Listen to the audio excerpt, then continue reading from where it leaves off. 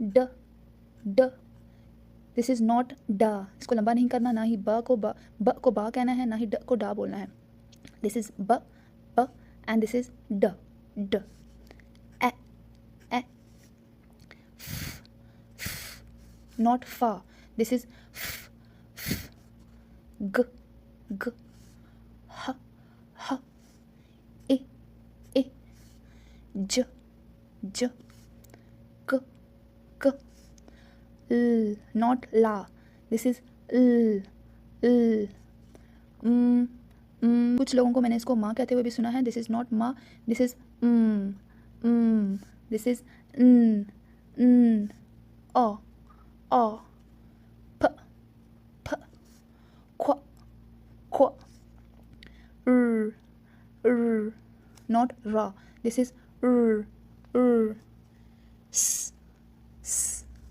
t t, a v, wa, x y z. I hope आज की video आपके लिए हेल्पफुल रही होगी. अगर आपका किसी भी किस्म का क्वेश्चन हो तो आप मुझे कमेंट सेक्शन में पूछ सकते हैं. I will must reply. अल्लाह हाफ़िज़.